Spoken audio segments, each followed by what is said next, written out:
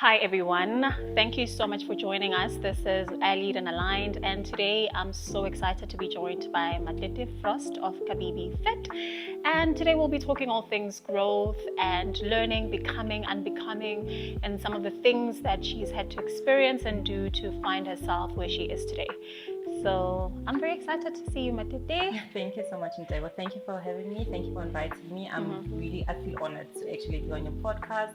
I have watched a few of the videos and I can't believe that you have become the woman that you are now.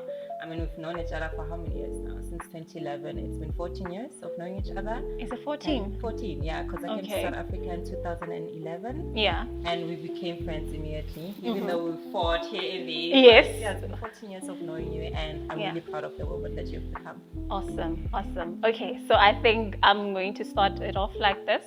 I just want to get an account if you remember how we first met, like the 2011. Do you remember actual experience? Everything. I do. Yeah. So for those who don't know, so I grew up in Germany. I lived in Germany all my life. So I moved to South Africa in 2011. And how Ntebo and I actually became friends is, I think through church, right?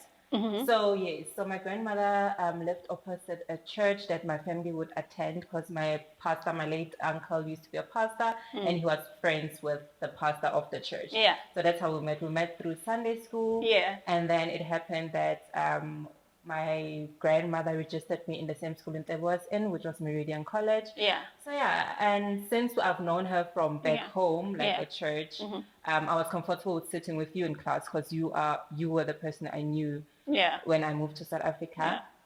And then I remember, like, Ntebo was always a smart kid. Like, she was always a top 10 kid. Okay, before we go there. Okay, so before we go to I just want to mention something, how we actually became friends. Okay, like, okay, cool. So there was a time where I can't remember what examination we were writing, but we were writing exams. And you could see that I was struggling because at that time I couldn't speak English that well. Yeah. And then Ntebo was like, it's G for Germany. And then that became my nickname. Like everyone at school would call me G for Germany. So yeah. Really? Yeah. I can't actually remember. You can't remember? That. No. Yeah. Because this is how I recall how we met, right? So I think was it your mom or your grandmother? Well, I remember having a call with your mom, but I think it's your grandmother who, probably gave me the phone to talk to your mom. I think she was calling me all the way from Germany. But I knew that I would be helping this girl who is problematic with English. She's coming all the way from Germany and she will need someone to help her with English as she will be starting school in South Africa. And her name is Majet. So that's how I recall meeting you. And I think from that time, I think what I was excited about more than meeting you is, okay, fine, I'll be having a friend from Germany. But I think also your mom promised me that if you did well, I'd get a lot of gifts from Germany. And the only thing that I ever got was chocolate from Germany.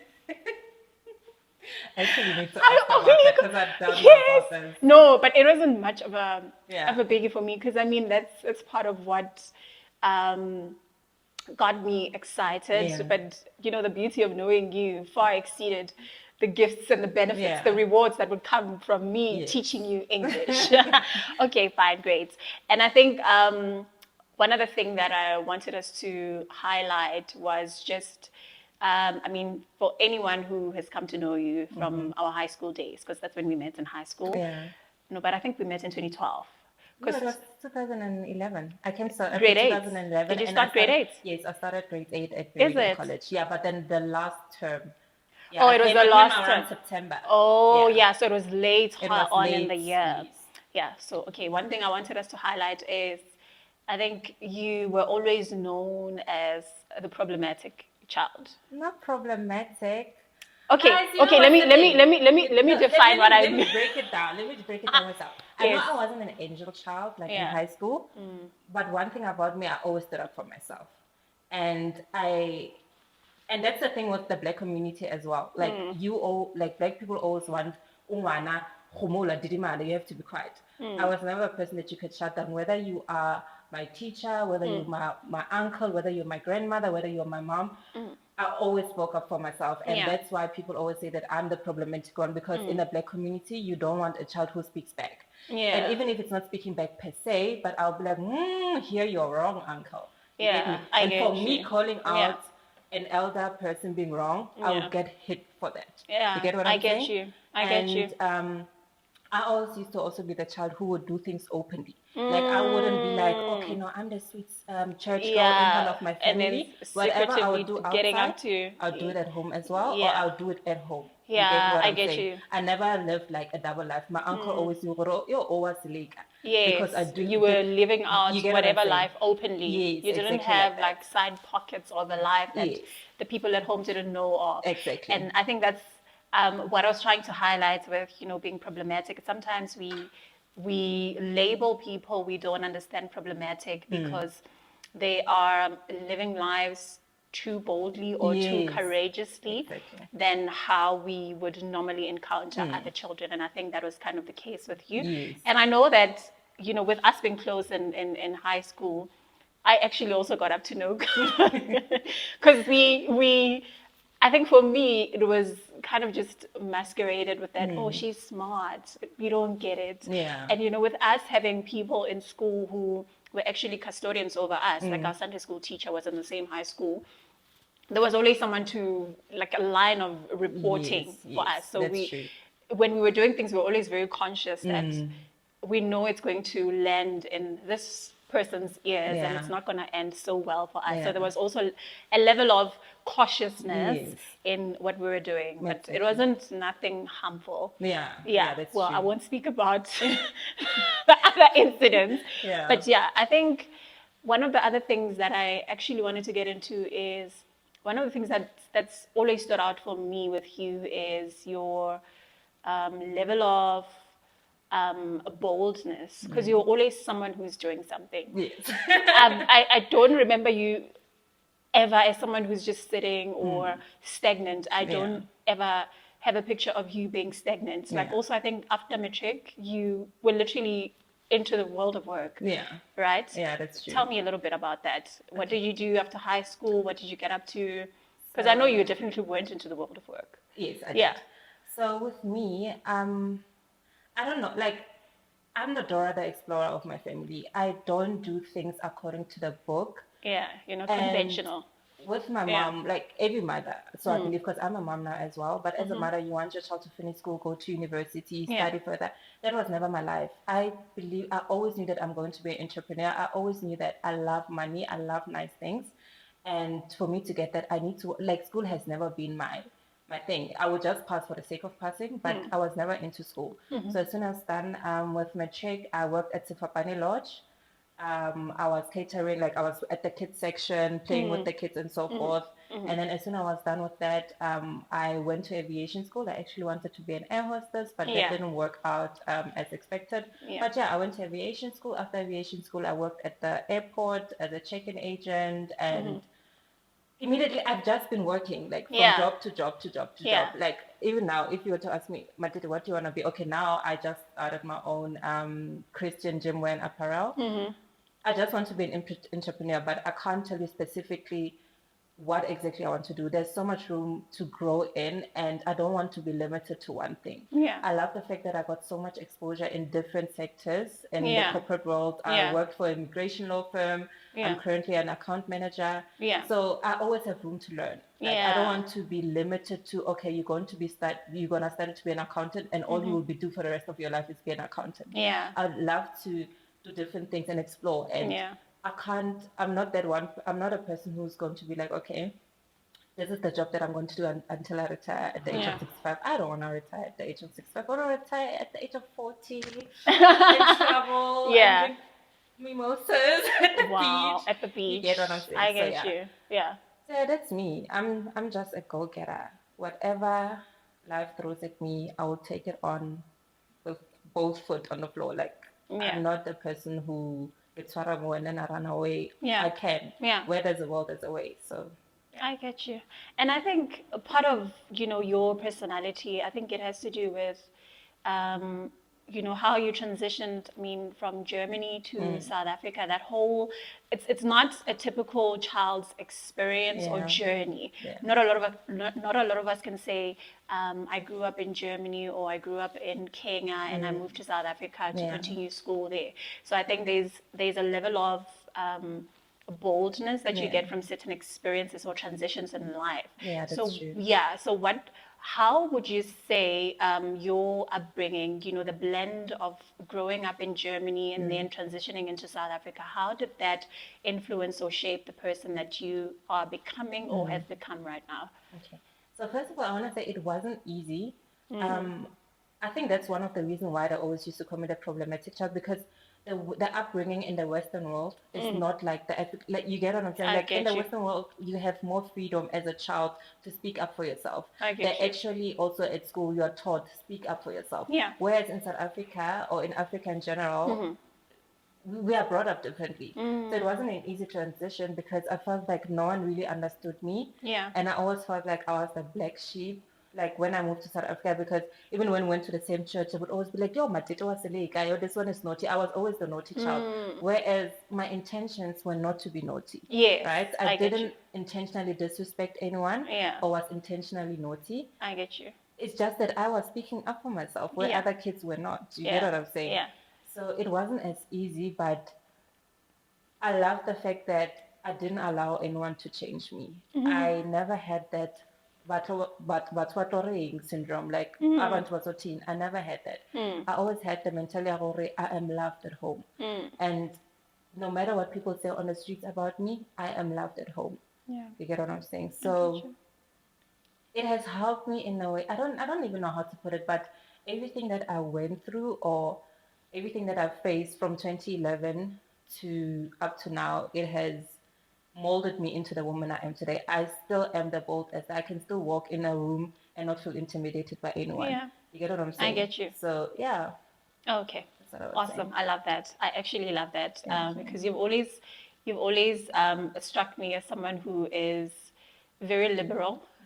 You're absolutely very liberal in your thoughts. You speak your mind. Sometimes I'm just like, oh, Matiti, it's fine. It's okay. Like we've literally had that situation last weekend and I just thought like, oh, okay, it's fine. It's okay. Yeah. Let's just hush, Yeah. And you're like, no, we're not doing that. Yes. He needs to know this, Yeah. this, that. So you've always been very liberal in your thoughts, liberal in your speech. And I think sometimes that can be miscommunicated. It can. That's something I'm actually working on. Yeah. Like that's one of my personal, like when I do my self introspection, that's something like I'm working on, because as much as I like being direct, I need to learn on how to be direct in a soft manner. I get Like you. one thing about me, I've been run over so many times because I am a kind person. I'm very I giving. agree. I'm very loving. I give people grace where needed, but I don't mean like I think I don't like stupid things. Like, why are you acting this way? Like, you get what I'm saying? Like, You're especially- strict, actually. Yes. Like, Yeah. like, common sense is free. Like, why are you not using your common sense? Like, I I don't get like you. people who can't use their common sense. You get what I'm saying? I get you. And it frustrates me when people do things. Like, as a person, right, we're all learning. That's why I give people grace. But there are certain things where, like, I want to win. You get what I'm saying? Yeah. So, and you can see even like you've seen me how I'm with my daughter. I'm very straightforward and I'm strict like that because this is life. I'm not gonna sweet talk you around life. I'm gonna be straightforward with you. You can't do this. Why are you acting this way? You get what I'm saying? I agree. So, but that's something I'm really working on. Because especially in a moment of frustration, I just speak what's in my mind, of which is not okay. You get what I'm saying? Because even if it is the truth, there's a way I could bring it to you. Yeah. And one thing about what I've also learned, when I'm frustrated, let me be quiet. And then once I have calmed down, that's when I'm going to bring it to your attention that you did this and then I didn't like it. Because when I do it in the moment, you won't like it. Yeah. And it's not like I will be insulting you or anything, but the way I bring it to the table, delivery. It's the delivery. It's harsh. That's something I'm really working on. Okay, so you're working more towards being firm without being harsh. Yeah, because one thing I've also like always been told growing up and in the relationships or friendships or whatsoever, they've always say, yo, Majet, your mouth. But you've also echoed that. You get what I I'm think saying? you have echoed that as well. Really? Do you think so? Yeah, because you sometimes when I speak to you, you're like, oh, my mouth. So You it get has me? become like that voice, like, Yeah, oh, my my mouth. mouth. But there's an awareness, there's a level of That awareness, yes, which I think is very important. yeah. And I'd like for us to get into, how your relationship with God also, because now I know you are a firm believer. Yeah. You are, for as long as I've known you, I mean, besides the fact that you come from a family that is godly, that has raised you up in the godly principles, but you've also, chosen God for yourself, Yes. Christ for Yeah. yourself. How has that relationship with God informed how you are evolving and how you choose to do certain things? Okay. Yeah. So, as you mentioned, I've always been exposed to the church life. My late uncle used to be a pastor, Yeah. so that man used to beat me, but I love him so much. I May his love soul I rest in love him peace. as well. Yeah. He's the So, only person who gave me. Okay, sorry to interrupt you. no problem. I remember we were doing a play on the book of Esther. Yes. Do you remember? Yes, I Where there was remember. Mordecai, there was Yeah. Esther and Vashti, and we were playing that. And I think from a young age, I understood in depth what the book of Esther was because of Yes. that play that we did. And that's also always one thing I remember about him, that play, Yeah. basically. Yeah. Anyways, you may continue. So yes, so I always grew up. My mom is a prayer warrior. I love my mom to bits. But like growing up, I never used to. My mom used to be that type of mom. She would wake up, "Rabashina, Baba, you're making us at 2 a.m." I'm like, yo. She would come and pray for us. Like my mom is that mom. My mom is Yes. a prayer warrior. Everything that my mom has gone through in life, she was led through prayer and by God. And I never used to understand that because there was times when my mom would go through things and then I would look at God, I'm like, but you see my mom. Do you see her heart? Do you see how much she cries? Do you see how much she prays? And you just not there. You understand? Like sometimes I wish I could have taken things in my own hands and help my mom and be there for my mom. Yeah. So I don't want to lie. Growing up, there were times because of the things my mom would go through, but how she would still love God without question. Does God really does exist? Because I would always be like, my mom is such a good person to be going through certain things. Like, where are you? You get me? I The get God you. who heals and restores. Where are you? And then it happened that my relationship with my mom also got affected because I was in puberty and I was just mad at my mom for, what's how kids are when they're in puberty. Yeah. So that my relationship with my mom got affected. I moved to South Africa and then I had to be, because my uncle is a pastor, you have to be that girl. He wanted me to be, what do we call this? The kids at Sunday Sunday school. school. My Yeah. uncle wanted me to be a Sunday school teacher, but I feel like religion is something that you can't force onto your kids. Guide them. So everything, I feel like my relationship with God, like growing up, was forced. Yeah. "Ah, you're going to church, hey, Yes. you get what I'm I saying? It get was you. forced onto me. But that's not when I met God. I knew Yeah. how to pray. I knew how to recite Bible verses. I knew how to sing gospel songs and stuff like that. But I wasn't doing it from the bottom of my heart because I didn't have that encounter with God yet. So my actual encounter with God is, I think I met God through my daughter. Like when I gave birth to Nelly, I don't know, but then I was fulfilled. My daughter's name is Nelly, so it Yeah. means you've been fulfilled. Yeah. I was fulfilled in a way that I couldn't explain. It wasn't by my own power, but it was supernatural power. Like I was able to give birth to Yeah. a baby, and Nelly was never a problematic child. So Yeah. I was like, God really does exist because He has blessed someone as imperfect as me with someone so perfect as her. You get what I I'm get saying? you. And then lockdown happened. I was alone with Nelly and it was just a lot. I think, yeah, during that moment, like Yeah, that's I when knew who you God. I kind would of always pray, found but your I way. felt God from the Yeah. bottom of from the depth of my soul. Yeah. So yeah, that's how I actually encountered God, and then yeah. So since then, He's just been my G, and it also hasn't been an easy journey because as human beings, we are prone to make mistakes, right? And I've learned to give myself enough grace to understand for okay, there's a reason why he calls himself the God of grace and mercy. Because he knows for okay, Matita is gonna do this on this day. You get what I'm saying? But I try to live my life in a way that I don't offend anyone. I try to bring light and love and peace with whoever I encounter. So that's for me, like evangelizing and speaking. You get what I'm saying? So yeah, it hasn't been an easy journey, but I'm here now and I'm grateful. And yeah. Okay, awesome. So now I'd like us to get into, what is I think most exciting for you right now, which is your brainchild, Kabibi Fitz.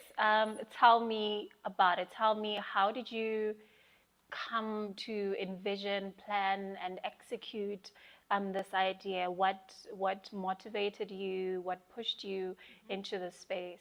Okay. So, for those who follow me, like people know that I'm very into fit. Not actually very, because sometimes I'm not as disciplined as I'm supposed to be. But I love clothes, I love fashion, and I love God at the same time. And one thing about me, I don't know if you know, but I look up to Sarah Jakes Roberts. Like I really do look up to her as like a female preacher.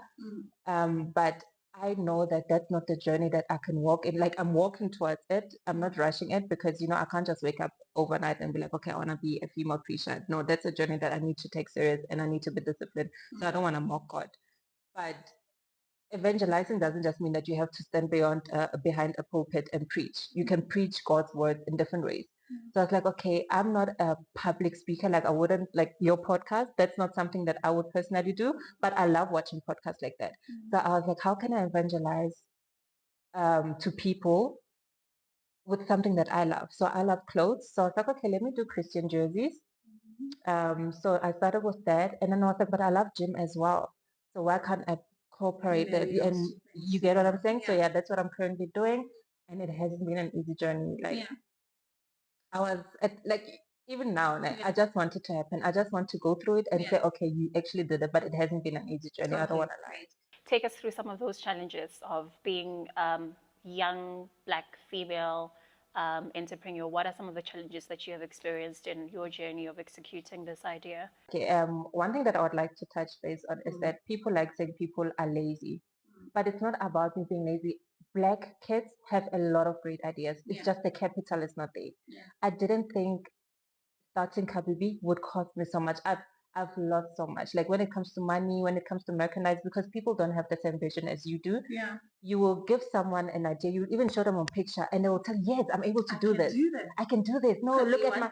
You get what I'm saying? They promise you heaven and earth, but then they don't deliver what they promise. So I started Kabibi actually I started it in November, but it's only going to launch probably this month. And so I've been working on this probably for 7 months now, because people don't have the same vision as you. It's your baby. You know how you want to deliver that child of yours. You get what I'm saying? So that's something that also took me back a lot. I spend but don't get the service. Then I need to look for someone else, transportation. So it hasn't been an easy journey there. I don't want to lie. But all praise to God, man. I'm here now, and we are launching month end officially. I'm so excited. And yeah. Nice. That's exciting. That's exciting. So, if somebody was to buy from you, what would they need to do? How do they reach you? So for now, I don't have a website as yet, but that's something I'm working on. But for now, you'll just have to take a screenshot. There is a number that I will add to my bio, and then you'll just have to take a screenshot of the item that you want and the size, and yeah, and which delivery method you'd like to use. So it's either going to be via the courier guys or via PEP. What do you call it again? The PEP Paxi. Pexi, yes, via Pexi, or depending on which area you live in Gauteng, I can also Uber package it to you so you can get it like same day. Yeah. So yeah. Okay, awesome. Okay, I think before we ended, I just wanted to hear from you. What would you say to the young girl um, who may have had a similar journey as yours? Maybe might not have lived abroad, but is a South African child who is deemed problematic, but their intentions are not to be problematic. They actually have, a great and proper plans for themselves. What would you say to that child, and what advice would you give them Let me look to? into the camera. So okay. I'd say always be true to yourself. You know yourself. God knows you. God loves you. And for as long as you're loved at home, don't listen to what people outside are saying, because they won't do anything for you. People are always going to talk, and just be true to yourself. As long as you are internally happy, and as long as you're not physically or emotionally causing harm to anyone else, be true to yourself. Reach for your goals. It is possible, even if it will take you 5, 10 years. It's fine. It's your journey. Don't be in a competition with anyone, and you can do it. Just believe in yourself. I love that. Absolutely love that. What would you say to me? You. I would say, like, there's not much to say. Like, I'm proud of you, Debo. Like, I'm really, really proud of you. We grew up together. You know how my upbringing was. I know how your upbringing was. And I'm just really proud of you. I'm proud of you that you're doing this because one thing about you, you've always been an outspoken person, but you're also kind of shy. You didn't always want to be in the the limelight, but you're doing it. Like, starting a podcast is not something easy. I always used to admire people because I love watching podcasts and vlogs as well. I love K-Yams. Shout out to K-Yams. But yes, I love, it's not an easy thing to do because I've tried vlogging as well. It's not easy. It's not easy. So I'm happy that you took the courage to actually do this. And yeah, I wish you all the best. You're gonna get there. What's her name? Bumi Ledwaba? Yeah, Bumi Ledwaba will be sitting next to you and you'll be interviewing her soon.